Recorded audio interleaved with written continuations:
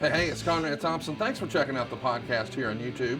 Be sure to hit the subscribe button and the notifications bell. You'll get a notice anytime we upload some new content. And when I'm not asking Bruce, hey, how big was Batista's? Well, you know. One of the things I like to do is help people save money.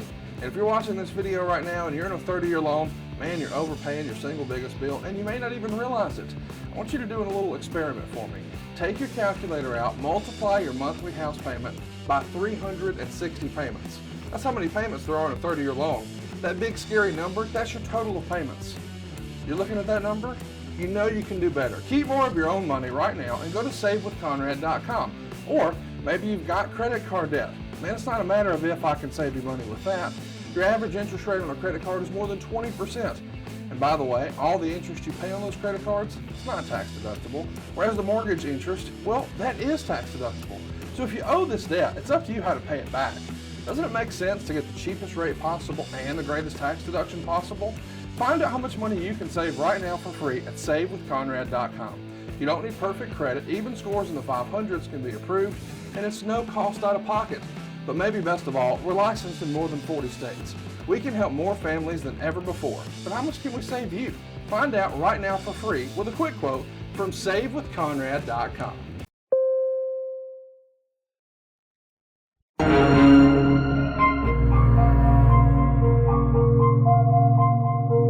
Hey, it's Conrad Thompson, and you're listening to Dark Side of the Podcast.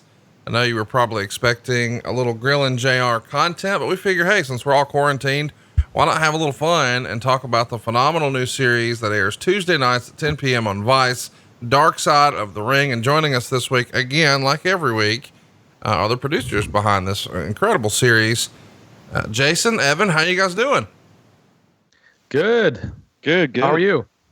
Man, I'm excited to be here. I'm loving this. This has become appointment television for myself and so many other wrestling fans. And I want to thank you guys for really burning the midnight oil to get this stuff out here. I mean, an episode like this Dino Bravo episode, Jason, this has been in the works for years, has it not?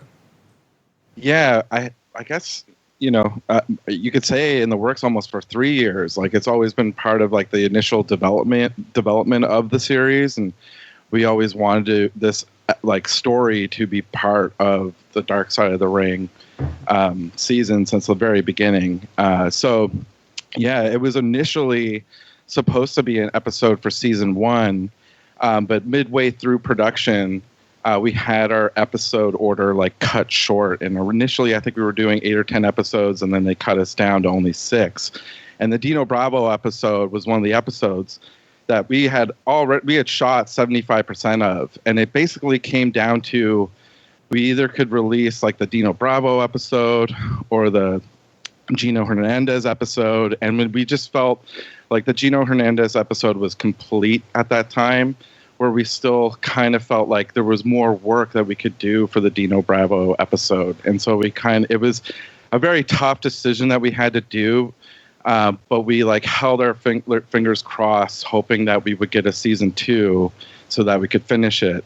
And if we weren't going to get a season 2, I know Evan and I, we like had plans to like literally rescue this episode from Vice to release it.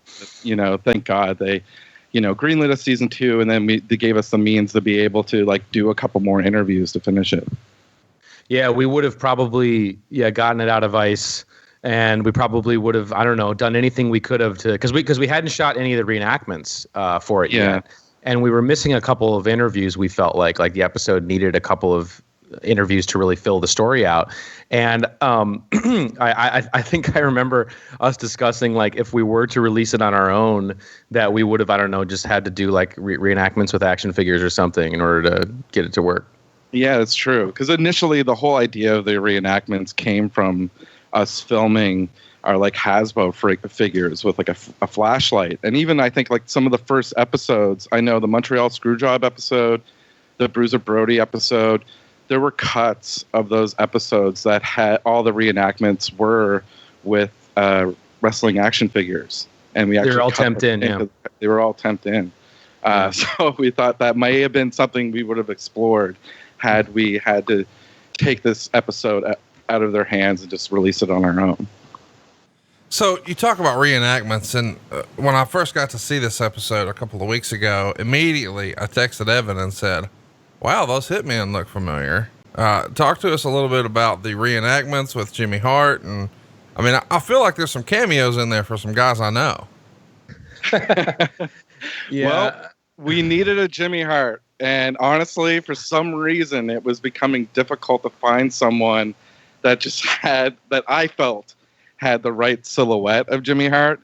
And I think we were in production meeting and we were just like going through cast members, and I'm just like staring at Evan and I'm just like, you know what? You could be Jimmy Hart. Like, I remember what happened. It was, I think I was like, we were working on the Chris Benoit episodes or something. This was during the season 2.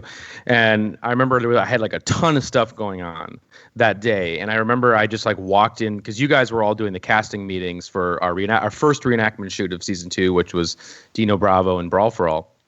And I just remember like I was going to go stop by the casting session just to get like a really quick 2-minute update on like where you guys are at, because we were going to shoot in like literally a couple of days. And I just remember like you went through the list, like, yep, we got this guy. Oh yeah. And you're going to be Jimmy Hart. And I'm just like, I'm going to be Jimmy Hart. Like, what? How did this decision come to be? And it was like, well, you're the only person we got, and you know, your hair kind of works. And so here we go. You know, and I was like, yeah. And so I was like, all right, I guess so. And yeah. And then, so I found myself, I never thought I'd play Jimmy Hart on television. So I guess that's something I can add to my resume. Yeah, you were great.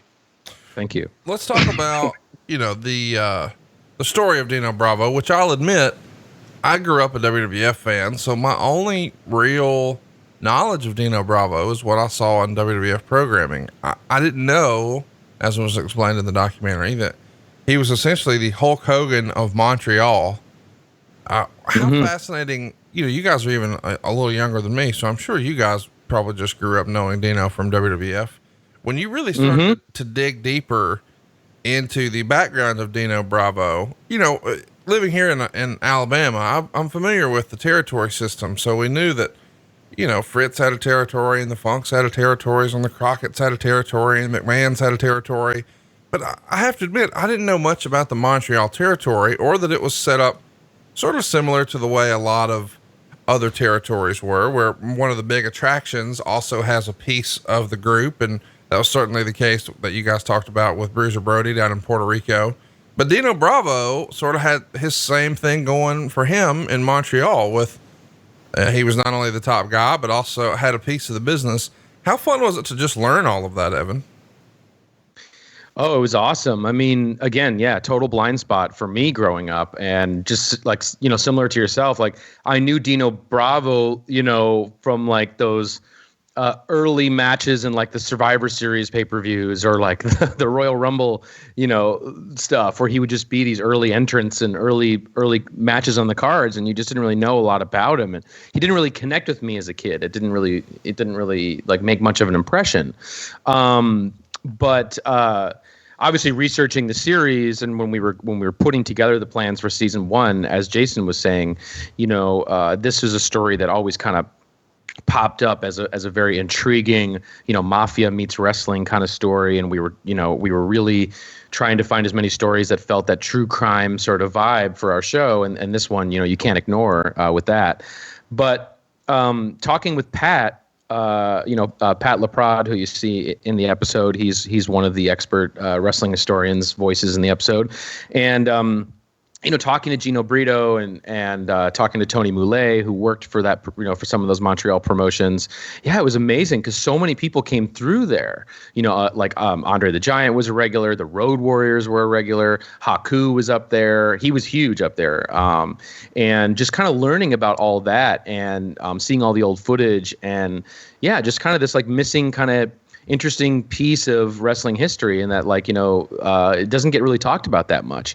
And, you know, Pat is really kind of the foremost expert on Montreal wrestling. And he was actually the first person that we reached out to. I think the first person we reached out to tell this story. He actually wrote a book that's really fascinating that I recommend to anybody who wants to find out more about Montreal wrestling, which is called Mad Dogs, Midgets, and Screwjobs. And it's great. And it goes into kind of the history of just wrestling in that province. And yeah, Pat was really the first person that we contacted, and like I said, and he's the one that had relationships with Tony Mullet and Gino Brito, and actually Claudia Bresciano, Dino's daughter. He's the person that kind of came aboard to help tell us, or to help tell the story, and really put us in touch with a lot of these folks, and really made it happen. So I don't think we could have done this story without Pat at all. No, definitely. And there was like, a language barrier for Evan and I. Pat actually sat in on some of the interviews, and he conducted some of them for us, speaking French and translating it to us, which, that was really cool. Yeah, and just like, Pat's, the only other person who's ever, done an interview for the show other than myself, So yeah, it was cool. It was really, really cool experience to get to work with him, and he's just so knowledgeable about all of this stuff. Yeah, it's pretty fun to learn all of that, because I, like most of the folks watching this, I'm sure, grew up just a WWF fan. So to learn that, international wrestling was a ratings juggernaut, and I mean, just such a huge promotion, to the point that I guess 85, 86, there was even talk of doing a Dino Bravo Hulk Hogan match in Montreal. And they said they would have needed a stadium to hold it, but perhaps Vince had concerns that maybe Dino would have been the babyface in that scenario, and he didn't want to sort of derail Hulkamania. What'd you guys think of that story? Did that catch you off guard, Jason? It didn't necessarily catch me off guard, because it just seems like it's a story I felt like I've heard before in wrestling, where this kind of thing happens. But in a sense, as someone who is Canadian and kind of grew up as a fan of Dino Bravo, that would have been something cool to see, like at that time. Like, but no doubt, but it didn't happen. Yeah, and from my understanding of what that, again, we only have so much runtime to get into, the specifics of certain stuff, but from my understanding is that WWF and International Wrestling were actually running a bunch of joined shows. Like, they were collaborating on shows together from 1985, I think, to the beginning of 1986.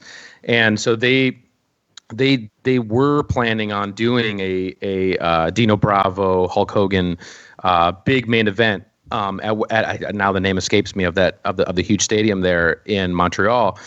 And but literally, like, at the last minute, they were concerned, because Dino was a babyface, obviously there. He was the babyface there.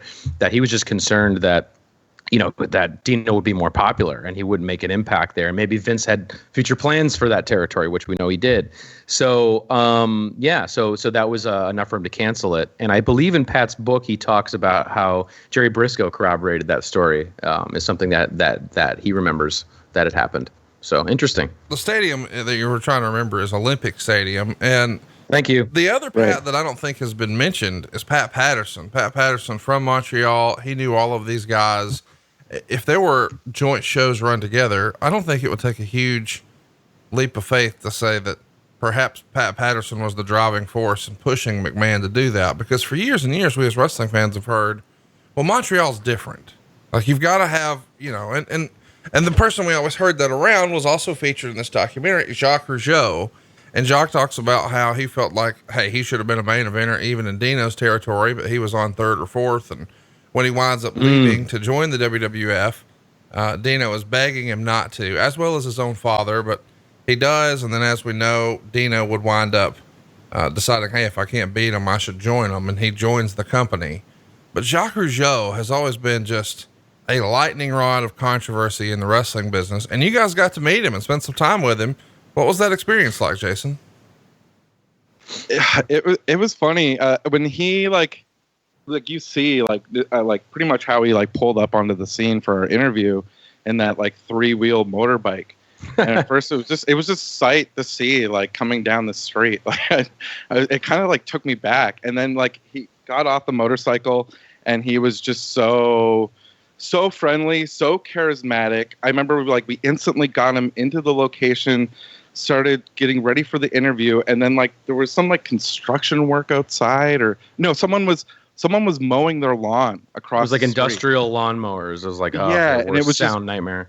It was a total sound nightmare, and he could see that we were kind of frustrated with it, and he was like, "Boys, don't worry about it. And he like got up, went outside, and we just watched him like talk to these people. And then he came back and he's like, it's all done. Like, don't worry about it. And it was good to go. No one. The lawnmowers. Yeah, I've never had an interview subject take care of a sound issue for us, so that was really cool. Well, he has quite the line at the beginning of this episode when he says this was essentially something like something along the lines of, "This was a lesson for everybody, myself included. Everyone is touchable." What a remarkable. I mean, I don't know. That's just what a lesson to take away from this. And you know, the people who were touched most by Dino's passing, of course, are his family members, and we see not just his widow but his daughter as well. And I thought, whoever's idea this was, as the daughter sort of retelling the story of her dad taking her into the WWF locker room when she was a little kid. What a great shot that is. And it really brings it in perspective from a child's standpoint of what this must be like to get a peek behind the curtain in this sort of crazy universe that doesn't exist outside the curtain. Yeah. I'm glad that you picked up on that, because that was something that was really, that whole, like the family perspective on, you know, being swept up into this world of the WWF was definitely something we wanted to try and have come through the episode, because obviously, you know, if you're a hometown hero, I mean, Dino did travel around to the other territories. I mean, he did, you know, make the circuits around in the States, but I'm sure that his travel schedule was nowhere near comparison to what it was in the WWF, obviously. And just for, you know, his daughter being 6 or 7, or probably about 5 or 6 or whatever at the time, and really seeing, you know, meeting Jake the Snake and meeting Earthquake and all these other, you know, wild characters. I mean, there was at one point in the episode, there was a story that we cut out for time, but it was a story about that Claudia told about how, like, she'd be chilling with Earthquake a lot when she was little, you know, and she'd be playing, they would play cards. Yeah, they were playing cards, like her and Earthquake, like we're just chilling and playing cards and and stuff like that. And these wrestlers, when they would come up to Quebec, like when certain WWF guys like a Randy or Jake or whatever would come up to WWF, I mean, a lot of these guys would stop over at Dino's house because he was, like, you know, such an important you know, person in that community as far as wrestling goes. So yeah, that was something we really wanted to show, because, you know, when he did make the switch, it definitely was an entirely different lifestyle change for his family as well. Not only just in him being gone, but also, as we learned in the episode, monetarily for him as well. Yeah. And one thing too, we're always fascinated in is the kid's perspective in this world. Like when you're at that age and you're dealing with they're being introduced to like such larger than life characters. And you, like, at that period, you believe in things like Santa Claus or like the Easter Bunny to a degree, you know, like these characters, I think, like, would come to life in such a way, I think, that from a child's perspective, I can just only imagine, you know, how exciting that would be. Mm-hmm. Well, the whole thing is exciting. I mean, Pat describes Dino Bravo's look as an action figure come to life, and I thought that was such an apt description of him. And, you know, he was this larger than life character, but his look definitely changed in the WWF. And a lot is made about his hair changing color from being a brunette to a bleach blonde. And I got to tell you, it's hard to, for me as a WWF fan who saw the blonde version first, it's hard to even recognize Dino with dark hair. What did you guys make of the family making such a big deal of the hair color change? I mean, I guess that's probably one of the bigger, more memorable moments in a young person's life when your dad has such a major switch and he's not with you very long. Oh my God. I remember the first time my dad shaved his mustache and I came around the corner and I thought he was a completely different person. Yeah. You know, I was absolutely shocked. So I can only imagine from Claudia's perspective, this was like very, very shocking. But yeah, it's really interesting. You know, like I never really heard anyone pinpoint like what is like Dino Bravo's gimmick, like when they turned him blonde and gave him like all like the fleur-de-lis like imagery. It's like a very like the closest thing I can kind of compare it to is it's like a kind of like a French like Catholic colonial like character, that his character is all about his like heritage. He like teams up with Frenchie Martin because it's like it's more closer to his heritage. He's proud of his heritage. Is the gimmick in some way supposed to be a representation of like like an old colonial Quebec French Quebec sort of gimmick. I don't know. It's interesting. Well, it's also it's also so the WWF can probably use him as a heel and say, oh, the Canadian menace is loose, and that type of thing too. Yeah. But yeah, no, it's the whole story point of his hair, dyeing his hair to become blonde is like a very symbolic, metaphorical thing, because it's kind of like, here's a guy, and Jacques says it again. I mean, I don't know what we would have done without Jacques, actually, because he really boils down things into some very, he makes some very poignant points in this, which he talks about how when you come to the WWF, don't come with an ego because you're just a number, you're just a character, and I think that really is, that is so exemplified in that, because, Dino was this like homegrown hero in Quebec that probably, clawed his way to the top and became someone that everyone looked up to. And then in the WWF, they just basically, and they also say you never dye like an Italian's hair blonde or whatever he says. And then they just kind of take him and they kind of almost, dare I say, emasculate him in a little bit of a way by making him blonde.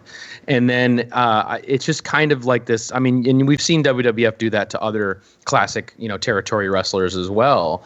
And it's like that, the effect that I think it had on him, because I don't think he was particularly happy with it. I think he saw himself, having bigger programs and, being more successful in the WWF. I think he was happy to make the money he was making, but I think he had different plans for himself. So the fact that he kind of got disillusioned a little bit with wrestling definitely is something that set him on his path that, as we know, that he would eventually take towards the end of his life. Talk about getting the family involved. I feel like the family in this episode in particular just jump off the screen, and it's primarily the daughter and of course the widow.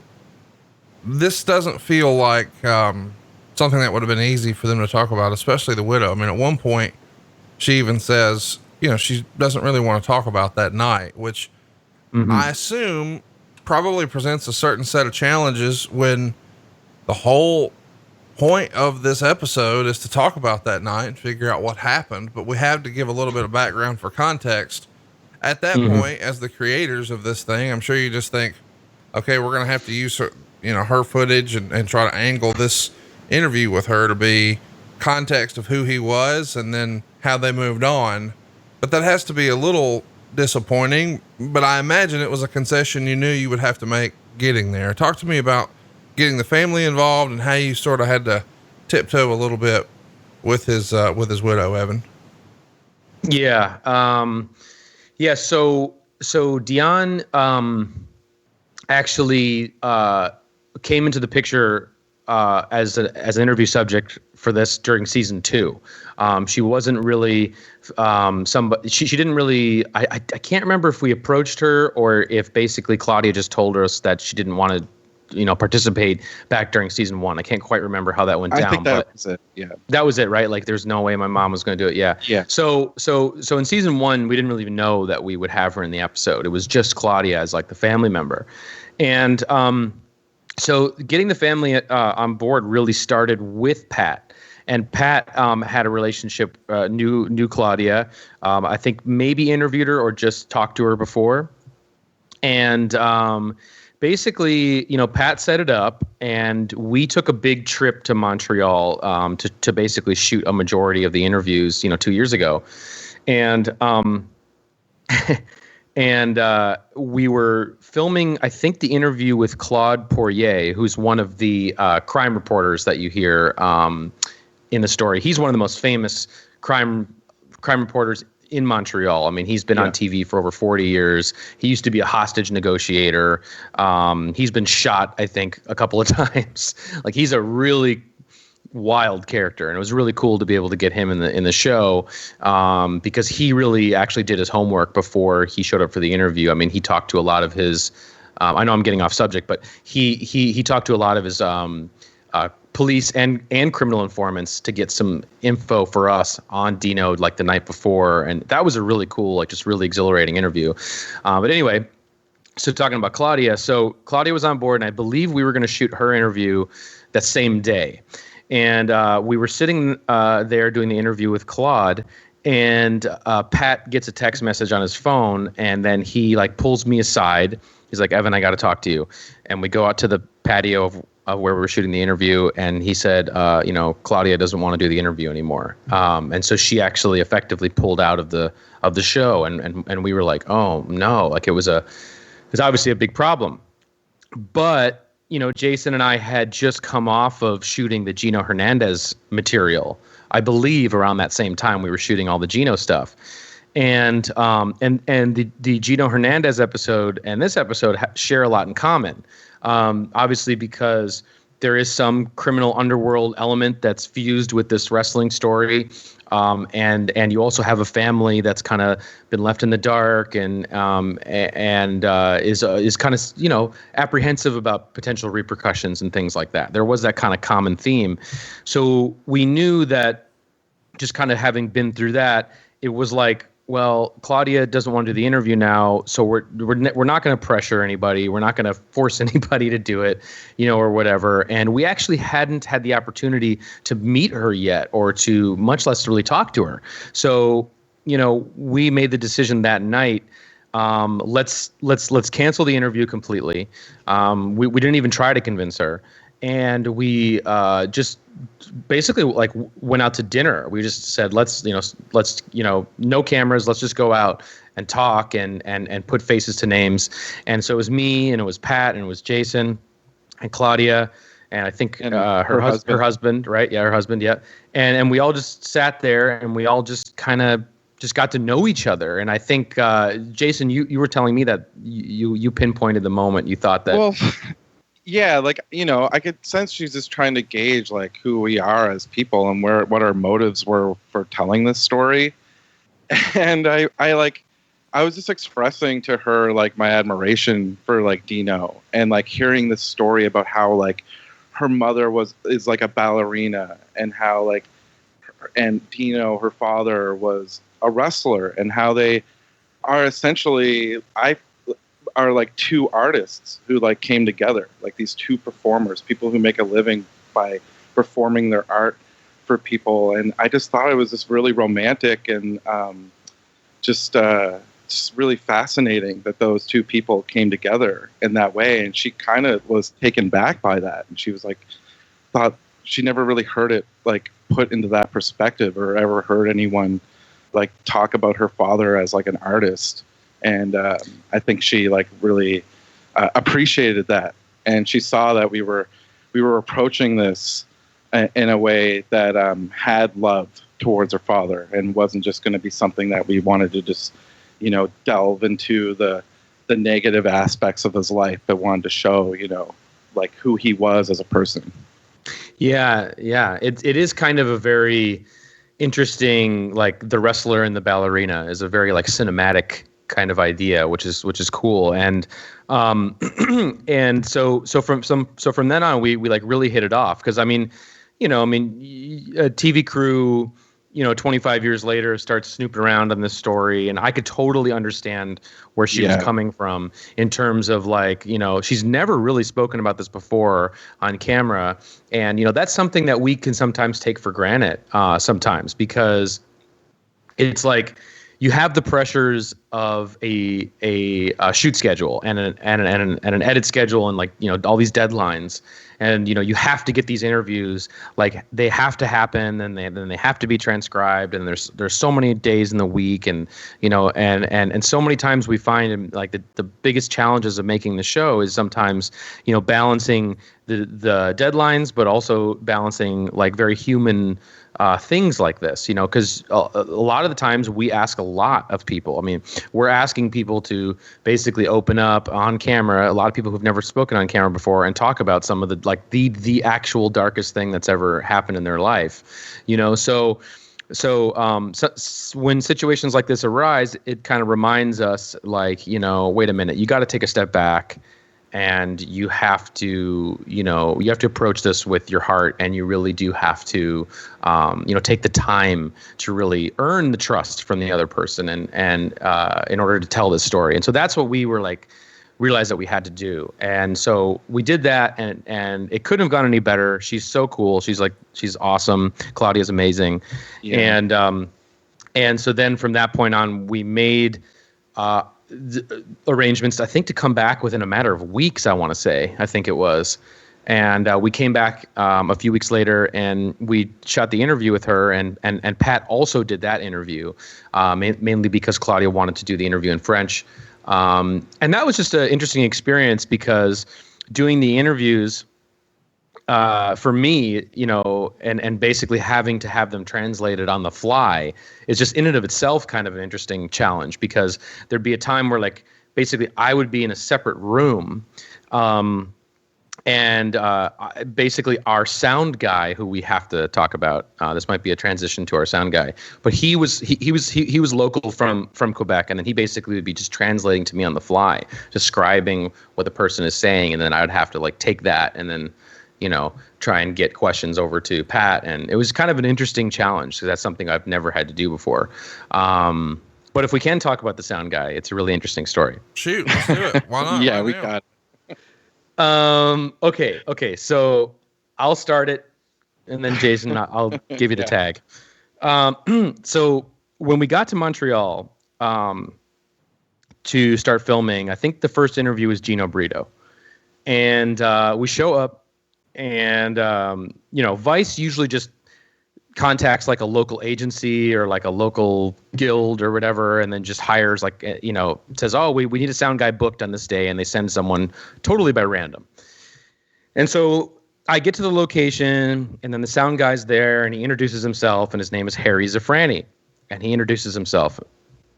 He has no idea what we're doing. He has no idea what he's what project he's working on, or what we're shooting. And he's just asking me some questions about what's the interview? And I said, well, we're doing a documentary series about wrestling, about professional wrestling. And he kind of looks at me, and he's like, oh, I worked on a documentary about wrestling before. And I was like, oh, really? Oh, wow, really? Which one? And he was like, Wrestling with Shadows?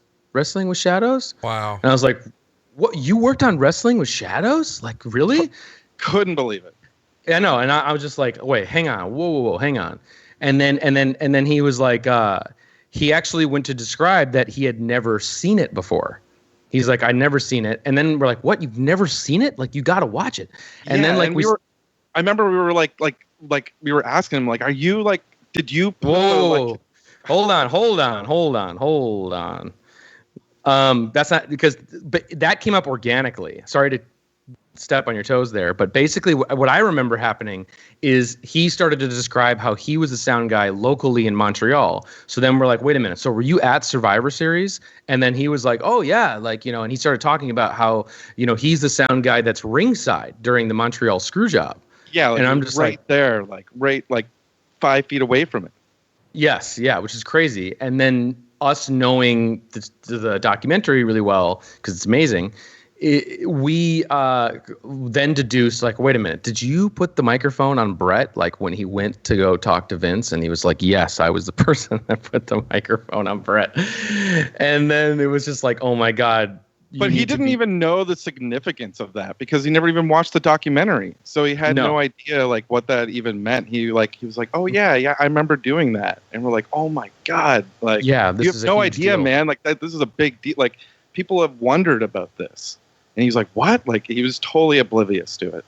So then we gave him specific instructions that you have to go home tonight after the interview, and you have to watch Wrestling with Shadows, because we're going to be interviewing you tomorrow or whatever, And so he just didn't think, showing up to this film shoot, that he was going to become an interview subject. And so he I remember the next day, I remember just being like, so did you watch it? And he's like, yeah. And I was like, what'd you think? And he goes, they screwed Brett. And so, yeah, so then we we put this camera on him and just interviewed him, and he told us the story of being there and what he remembers of the chaos, but he doesn't understand much about wrestling, so he didn't really know what was going on, but he knew something crazy was going on. And then that's when, if you go back and you watch the Montreal Screwjob episode of our show in season 1, you'll see that we interviewed, just for like 15 seconds, we interviewed Harry. He's in the show, and kind of tongue-in-cheek, we thought it would be like a little extreme to put, we found the sound guy from Wrestling with Shadows to bring this new thing to light. But it just happened organically. It was like this crazy random thing. What a weird story, man. You guys have had fun putting this together. Let's talk a little bit about, the line at the beginning of the show that said Dino loved to live dangerously. And, I guess we should mention sort of the way all of this story starts is when he gets the big WWF contract, he buys the Mercedes, he buys the $1 million house, which in 87, there's no telling what that's worth now. And even, it's touched on that he bought his daughter a car when she was 4 years old, just to sort of flex back before that was even a word. And there's an interesting line from Jacques Rougeau where he says, one thing you don't bring to the WWF was an ego. All the shames and fears you have, it's going to happen. And of course that leads into the conversation about the blonde hair, and he's not really a top guy and he's losing a lot. And then ultimately his contract is not renewed. And then there's, the famous quote, and that's where the trouble starts. And you hear from his wife that they've got this huge house and the bills are really stacking up, and they go into sort of survival mode. And that's when we first learn about the, am I saying this right? Catroni family?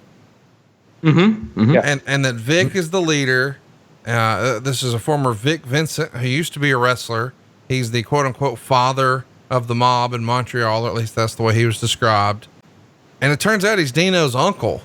And I got to tell you, man, I have heard this sort of story that, it was mob related and there were cigarettes involved. And I even, hung out with an old timer, once upon a time and asked about Dino. And he said, I didn't know what he was up to, but I knew he was, something was amiss. He came to some of the shows in like a pinstripe suit, and Dino never wore a suit like that.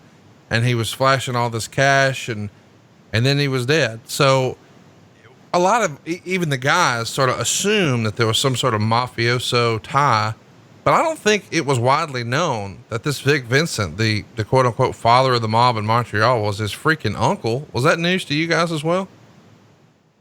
Well, somewhere along the way, during the research phase, that had popped up that basically through marriage, he became his uncle.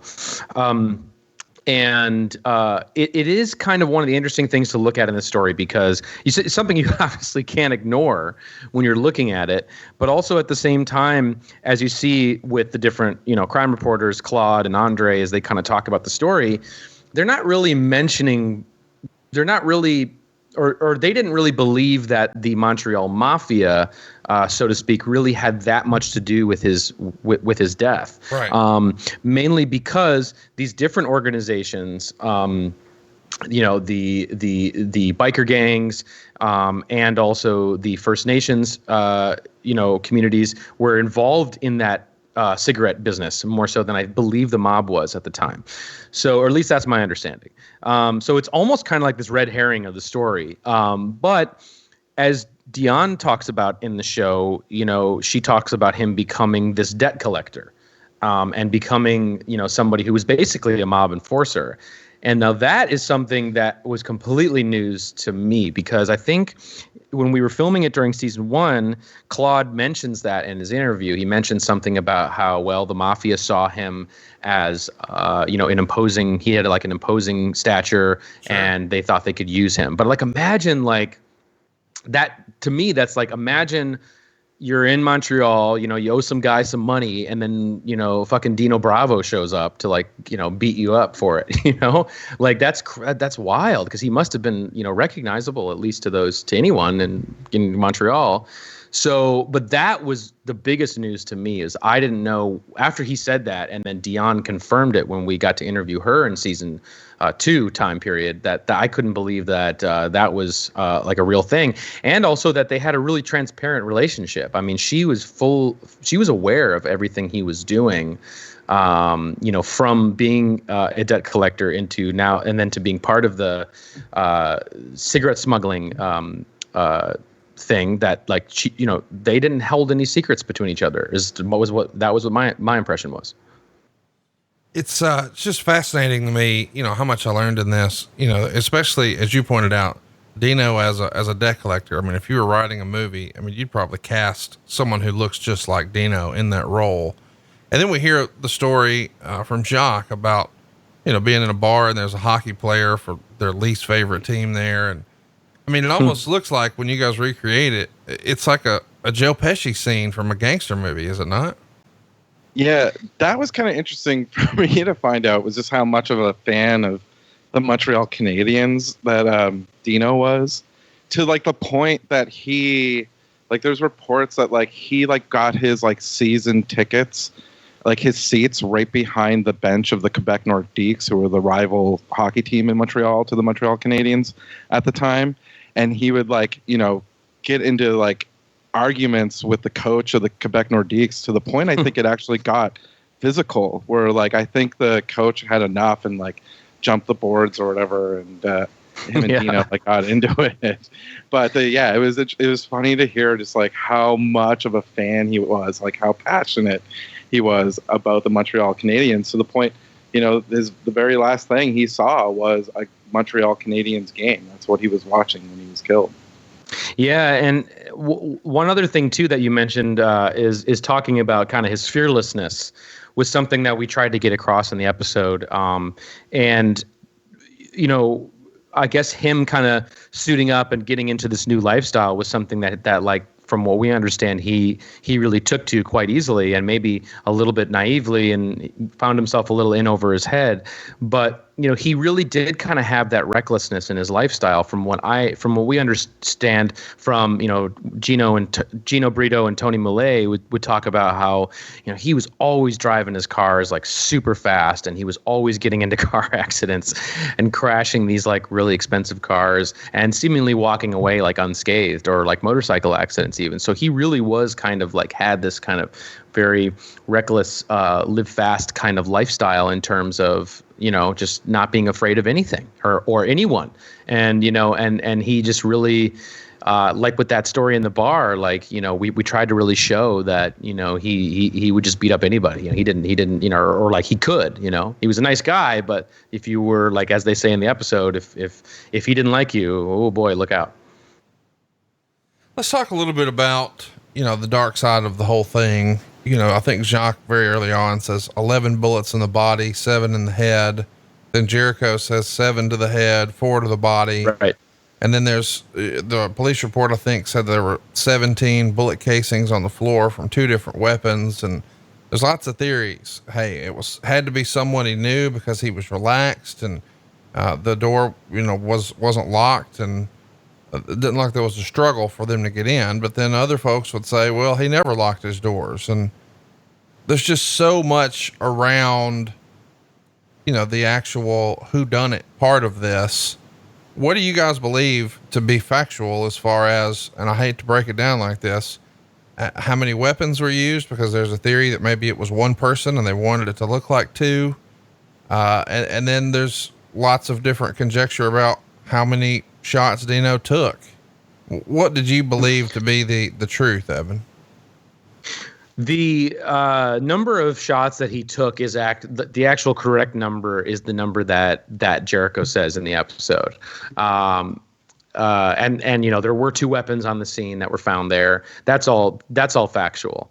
As far as, man, you see a lot of different scenarios presented in the episode, and it's kind of, again, something also that pops up in the episode is that the Quebec authorities, did not participate in this episode, meaning there aren't any case files to pour over, there isn't any investigative materials to look at, so we only can really rely on what is available in newspaper articles and, obviously interviews with other people to draw conclusions because this case is still open. So it is an unsolved case. And so it presents itself with a lot of challenges in terms of, this was a challenging episode for us to do for a number of reasons, in that, knowing that we kind of have to step in to tell this story, knowing that it's pretty likely we're not going to get a conclusion. We're not going to solve this murder. We're not going to find out who his killers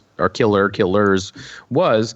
So, that was a challenge. But, so, and I will say that you can spend time on Reddit, going deep on wrestling Reddit threads or true crime Reddit threads, and see a lot of different theories that people have conjecture over. And you can also, and we've received a lot of strange tips too from people on Twitter and Instagram.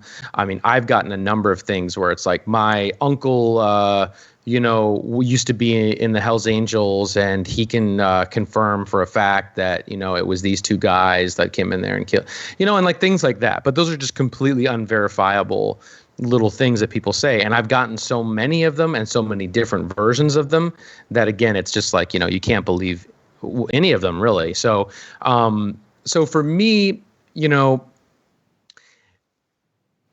it's tough to say because my personal opinion, like looking at just the facts of what was going on in Montreal at the time, I tend to believe that, at least the information that Claude put forward, about and also Andre talking about like the seizure of cigarettes that was done by the RCMP and stuff like that. I do believe that is, probably was a motive for his assassination, and I do think that it's maybe likely that it involves two parties.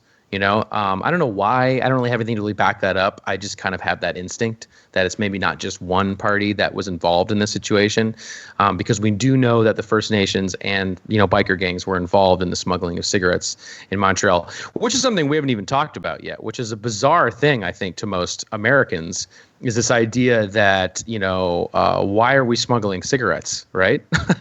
Well, it's got to be about taxes, right? That's what I assume, that you can get your, if they're made on a reservation of sorts, that's what we call it here in Alabama, at least, then maybe They're not subject to the same taxes. And so therefore the cigarettes become much more affordable. Yeah. It's like essentially the, cigarettes were extremely expensive in Quebec at the time.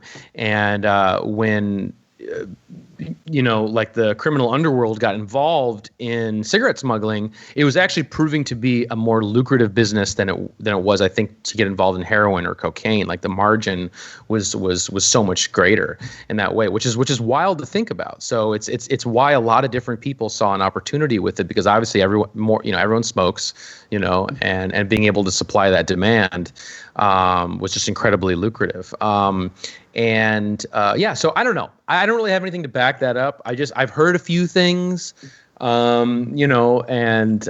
nothing we can prove, at least nothing to prove enough to put into the show definitively. But that's just my instinct. Let's talk a little bit about the shot that you guys did of the daughter bringing him a drawing of their family to the funeral. My God, what a heartbreaking story and what a shot. That has to be emotional to even sort of replicate, is it not? Yeah. When she said that, it was, just a heartbreaking, like, visual. And I think it's something that, like, just stayed with us ever since we'd done her interview.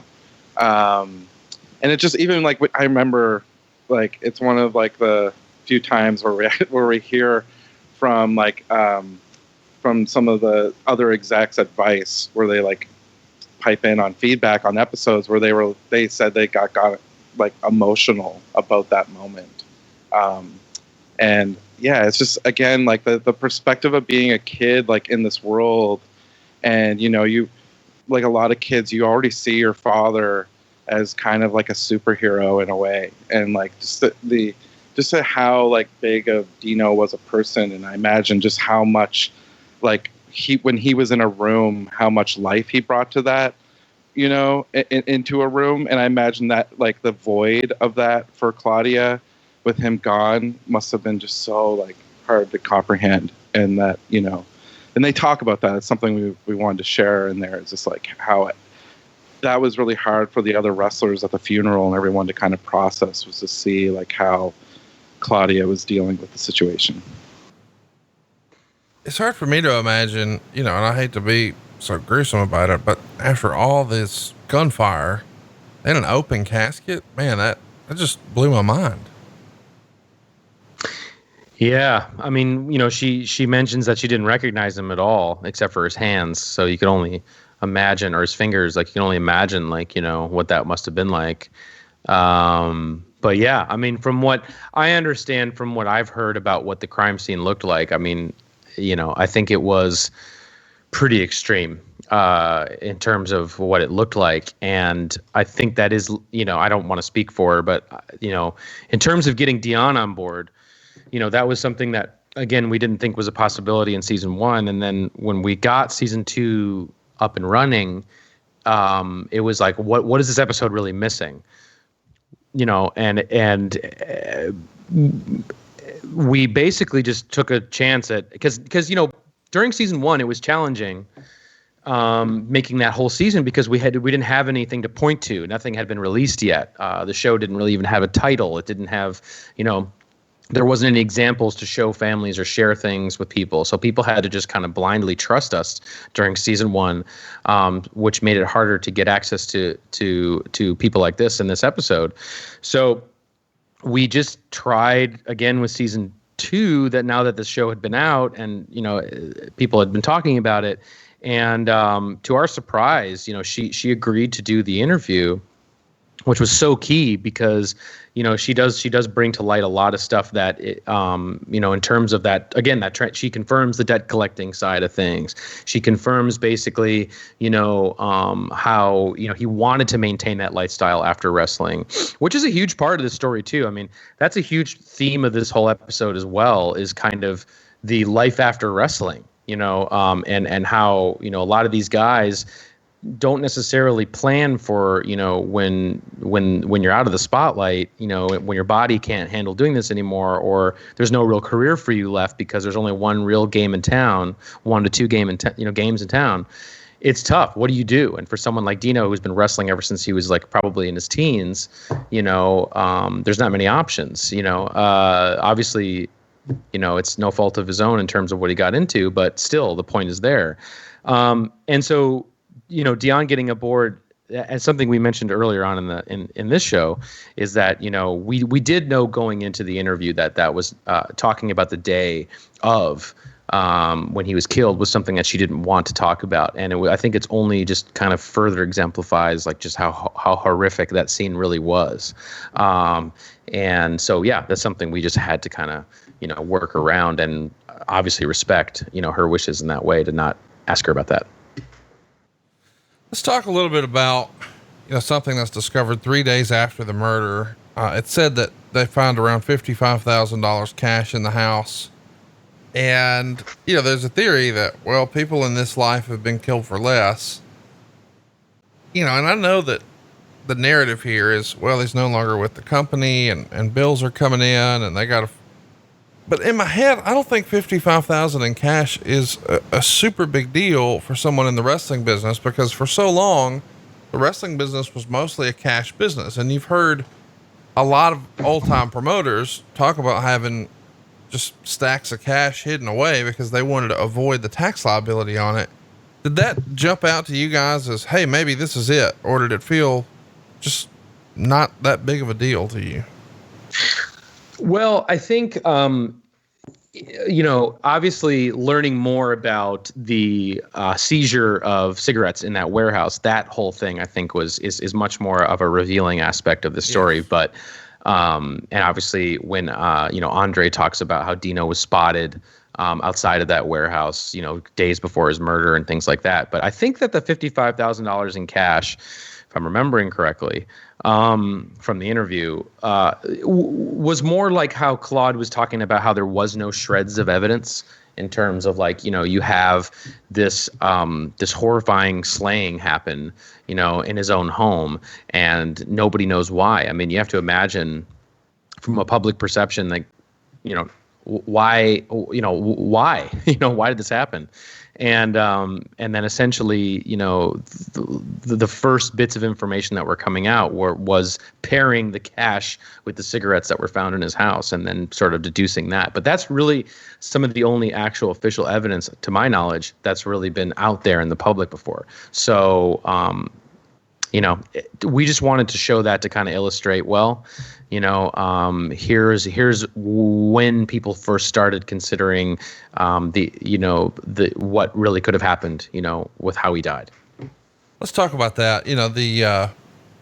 They're called natives in the documentary. The natives are a big part of the story, and his daughter even talks about Dino taking her to meet him. And of course, this is his sort of connect for the cigarettes and the way all of this comes to be. And they're described as contraband cigarettes. And the seizure of $400,000 worth of these contraband cigarettes really comes to life from Rick Martel. And Rick Martel is not interviewed by you guys as part of the project. Instead, we're using shoot interview footage. Talk to us about your attempts to get Rick Martel and then why you decided to just go with the shoot interview footage, and what you make of. There's a little bit of a debate last night as to whether or not that should have been shown as part of the documentary last night. I thought it really sort of filled the gaps to the story, and I don't think it would have been a complete story without that footage. And I'm sure you guys felt the same way when you made the decision to include it. Yeah, definitely. Absolutely. I kind of refer to Rick Martel as the white whale of Dark Side of the Ring in terms of trying to get. I don't think I've tried harder to get an interview and been unsuccessful. And across season 1 into season 2, I tried very, very, very hard. And basically, during season 1, it was basically told to me that Rick doesn't want anything to do with the wrestling anymore, and don't even try. Like that was basically what I was told, was don't even try. Like, it's not even worth your time.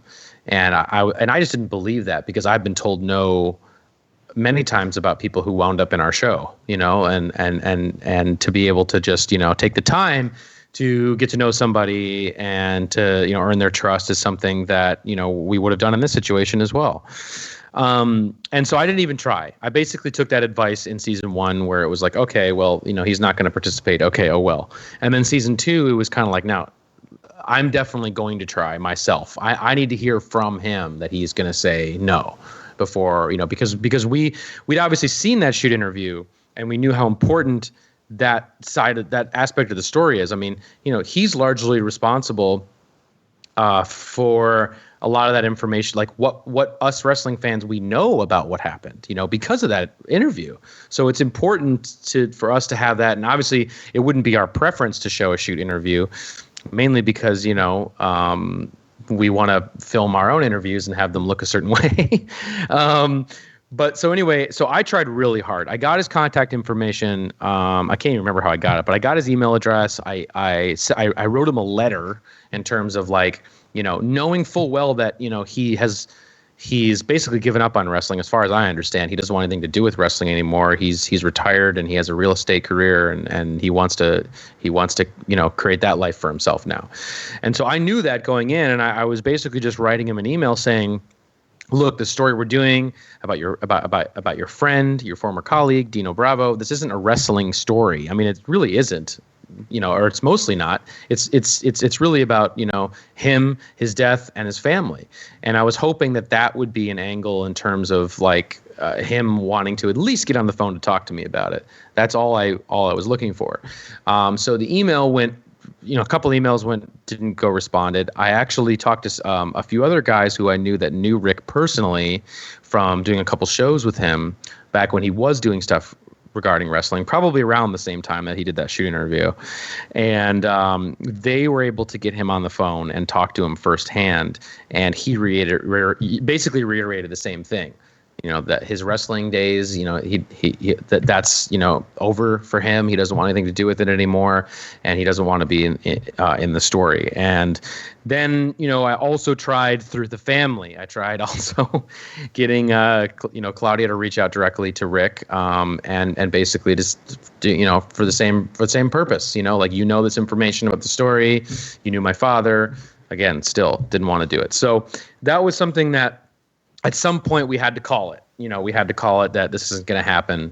And then it was kind of this difficult decision, because it's not obviously our preference to have a shoot interview be in the show.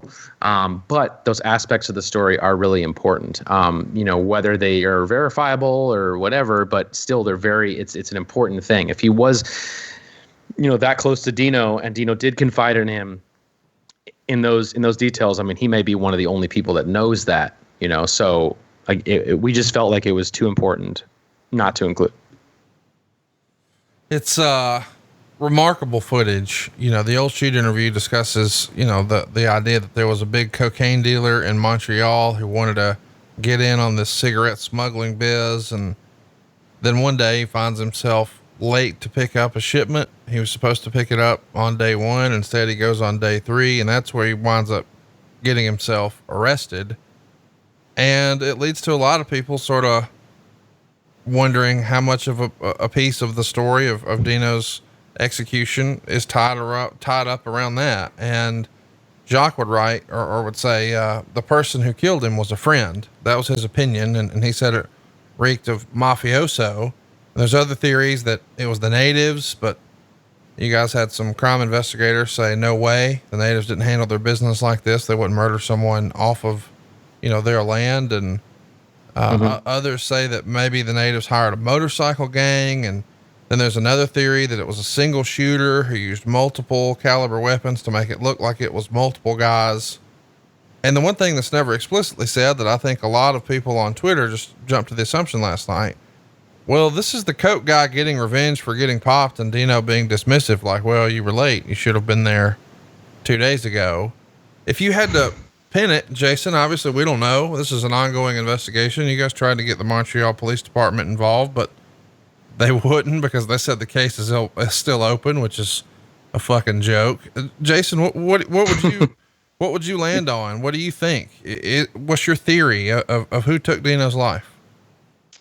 I don't know, to be honest. I don't really have like a theory or my own conclusions. I feel just tried to do our best to lay out all those different possible scenarios and kind of put it all out there in a way. As we said, like, this is an ongoing like investigation, and we even put up the phone number for people to give tips if they hear anything. But it's like, I don't know.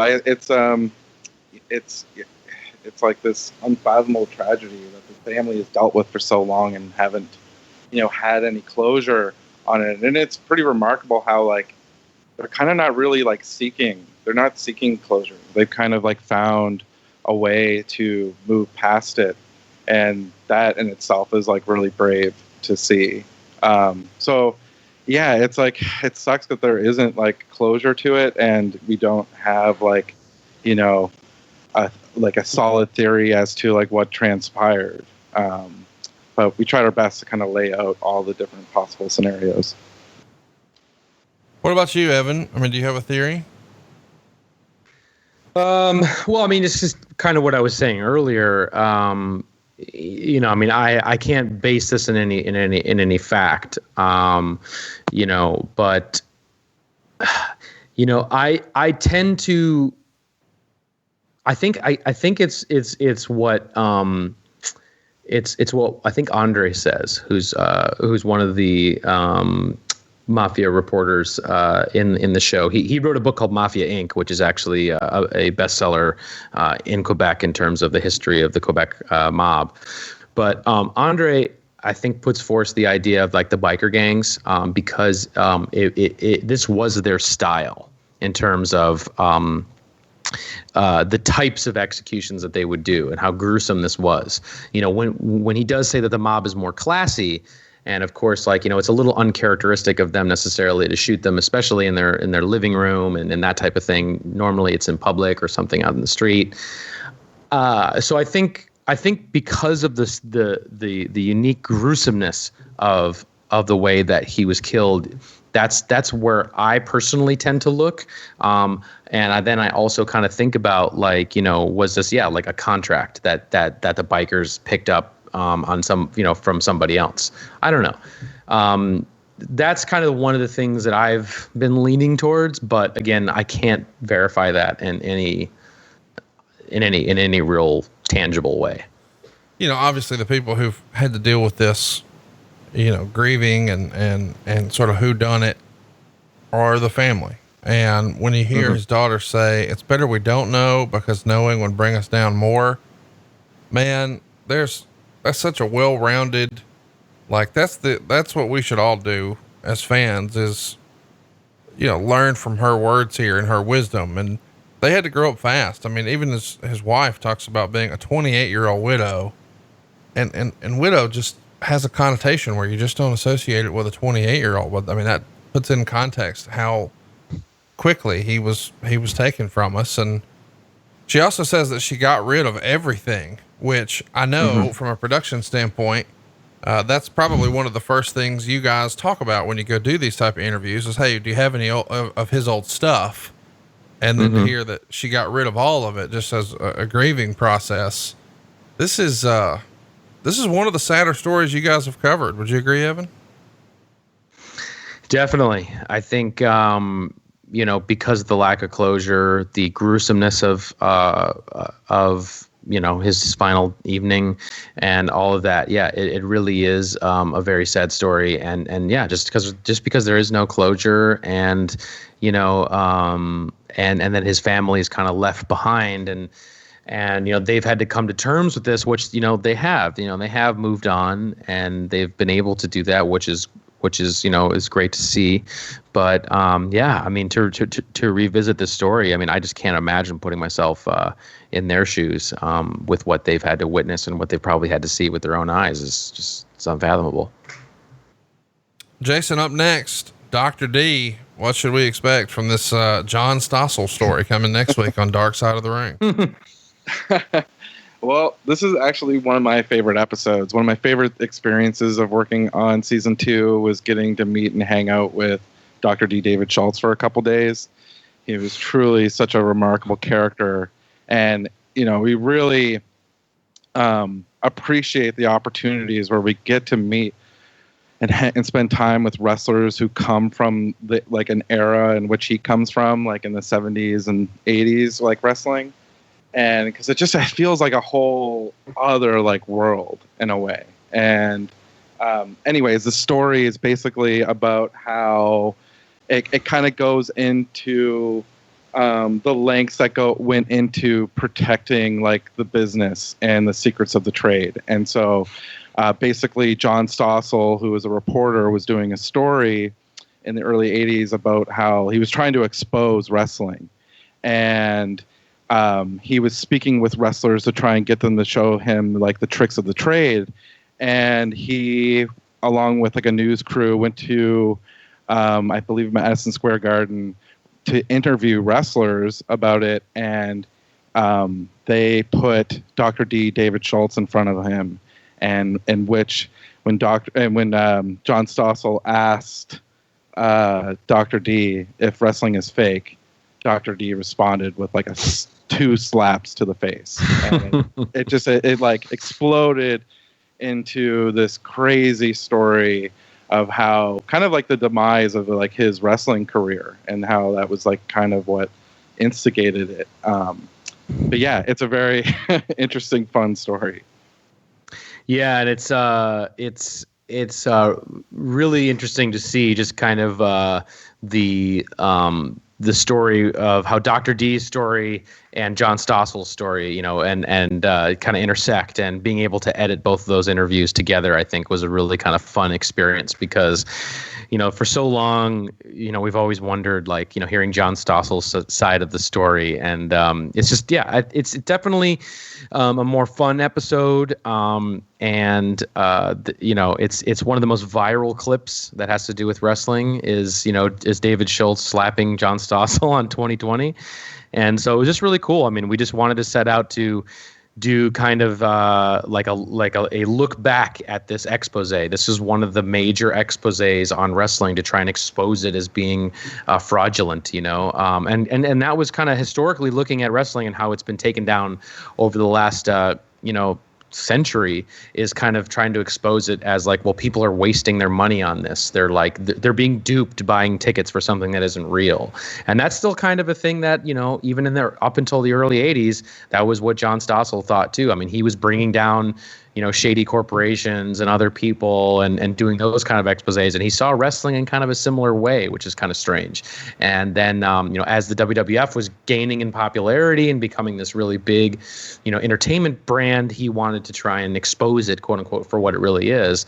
And, you know, the irony of the story is that, you know, David Schultz, who is, you know, arguably one of, wrestling's greatest protectors. I mean, he, you know, kayfabe to this guy is important. You know, it's a religion to him, as we say in the episode. And so it's just the irony of that, you know, David Schultz being someone who protected this business so sternly on television, actually wound up being kind of discarded by it and actually being the fall guy, to use another kind of mob analogy. But he was kind of the fall guy for kayfabe in a certain way. And so that's the story that we thought would be compelling for season 2. A remarkable story. Tune in next week. It's Tuesday night on Vice, 10 p.m. Eastern. If you have DirecTV, it's channel 271. I don't miss an episode, and you shouldn't either. We'll be back next Wednesday talking about Dr. D and John Stossel. If you haven't already, follow these guys on Twitter. Evan, run down all the social media handles and where they can keep teases and interactions going with you guys. Yeah, sure. You can follow the show at Dark Side of Ring on Twitter, at Dark Side of the Ring on Instagram, and you can follow me at Evan Husney on Twitter and Instagram, and at Jason Eisener on Twitter and Instagram. So there you go. And I am at Hey, it's Conrad, and we are out of time. We'll see you tomorrow for another episode of Grillin' JR discussing John Cena. Talk to you soon. Hey, it's Conrad Thompson. Thanks for checking out the podcast here on YouTube. Be sure to hit the subscribe button and the notifications bell so you get a notice anytime we upload some new content. And go save yourself some money right now. If you're in a 30-year loan or you have credit card debt, it's not a matter of if I can save you money. It's a matter of how much. Find out right now for free at SaveWithConrad.com.